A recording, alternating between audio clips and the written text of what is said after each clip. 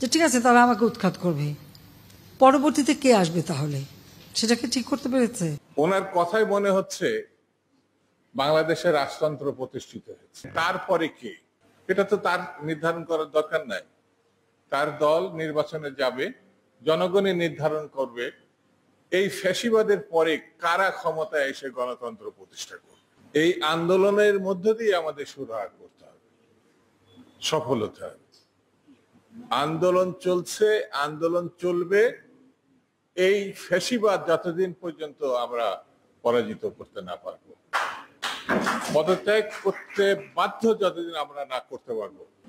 অর্থাৎ তিনি বুঝতে পেরেছেন তার যাওয়ার সময় হয়েছে, তিনি এটা বুঝতে পারছেন, ফিল করছেন, তাকে এখন যেতে হবে। কখন কিভাবে যাবেন তিনি যদি নির্ধারণ করেন তাহলে বিষয়টি সহজ হবে। তিনি পদত্যাগ করলেই গত 15 বছরের যে জঞ্জাল, যে লুটপাট, যে নির্মমতা, সেটার অবসান ঘটবে। যারা জেল খাটে, বন্দী হয়, কষ্ট স্বীকার করে, তাদের কথা লিখিত আকারে বইয়ের মধ্য দিয়ে রেখে গেলে আমার মনে হয় পরবর্তী প্রজন্ম এটা জানতে পারবে। অতীতে যেমন অনেক নেতৃবৃন্দ আমাদের যারা আছেন, জাতীয় নেতৃবৃন্দ, জেল খেটেছেন, কিন্তু অধিকাংশ ক্ষেত্রে নির্যাতন ভোগ করেছেন, কিন্তু সেগুলো লিপিবদ্ধ করেননি। এখনকার জেলে থেকে তখনকার জেলে আরো নির্মম ছিল, আরো কঠিন ছিল। সেই জন্য জেলখানা সম্বন্ধে যারা জানতে চায়, আগ্রহী, যারা জেল খেটেছেন নেতৃবৃন্দ, আমি তাদেরকে অনুরোধ করব যে তারা যেন এগুলো লিপিবদ্ধ করেন। কারণ এই বিষয়গুলো আমি নিজেও অনেক তথ্য সংগ্রহ করেছি, হয়তো আগামীতে আমিও নিজেও লিখব। বন্ধুরা, বাংলাদেশের রাজনীতি এমন একটা পর্যায়ে গেছে, এখন এর থেকে বেরিয়ে আসতে হলে পরে আমাদেরকে আন্দোলন আন্দোলন আন্দোলন, এই আন্দোলনের মধ্য দিয়ে আমাদের শুরু করতে হবে, সফল হতে হবে। আন্দোলন চলছে, আন্দোলন চলবে, এই ফ্যাসিবাদ যতদিন পর্যন্ত আমরা পরাজিত করতে না পারবো, পদত্যাগ করতে বাধ্য যতদিন আমরা না করতে পারবো, ততদিন এই আন্দোলন চলবে।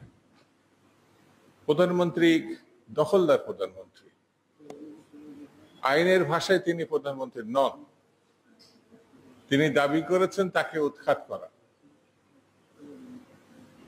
অর্থাৎ তিনি বুঝতে পেরেছেন তার যাওয়ার সময় হয়েছে, তিনি এটা বুঝতে পারছেন, ফিল করছেন, তাকে এখন যেতে হবে।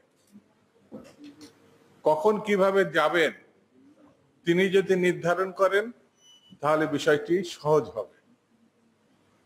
তিনি পদত্যাগ করলেই গত 15 বছরের যে জঞ্জাল, যে লুটপাট, যে নির্মমতা, সেটার অবসান ঘটবে। তাহলে তত্ত্বাবধায়ক সরকার প্রতিষ্ঠার পথ সুগম হবে, একটা ভালো নির্বাচনের মধ্য দিয়ে যারা জনপ্রিয়, মানুষ যাদেরকে চায়, তাদেরকে তারা ক্ষমতায় আনবে। ওনার কথাই মনে হচ্ছে বাংলাদেশের রাজতন্ত্র প্রতিষ্ঠিত হয়েছে। উনি বলতে চাইছেন তারপরে কে, এটা তো তার নির্ধারণ করার দরকার নাই। তার দল নির্বাচনে যাবে, জনগণই নির্ধারণ করবে এই ফ্যাসিবাদের পরে কারা ক্ষমতায় এসে গণতন্ত্র প্রতিষ্ঠা করবে। এটা ভাবা যায় না।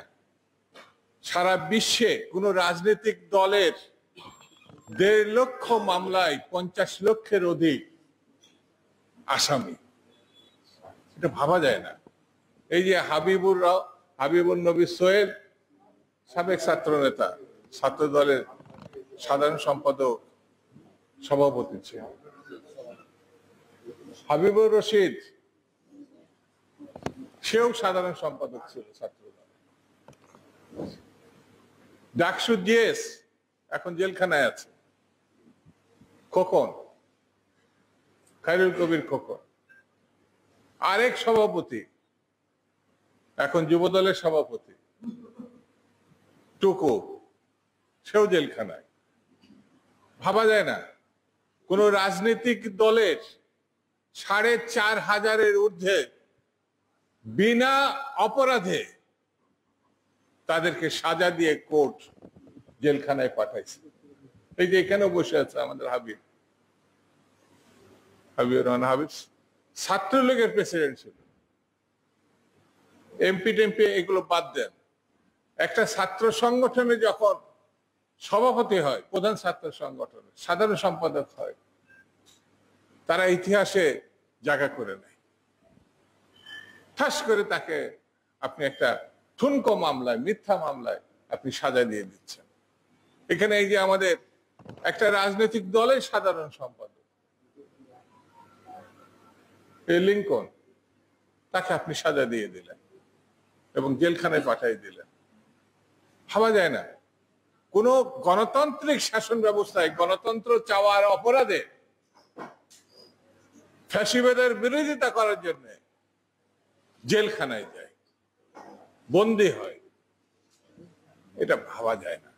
আমি বরঞ্চ বলবো যারা এখন সরকারে আছে তাদের উদ্যোগ নিতে সব দলের প্রতিনিধির সমবায়ে জেল সংস্কার করেন, জেলে চিকিৎসার আধুনিক চিকিৎসার ব্যবস্থা করে,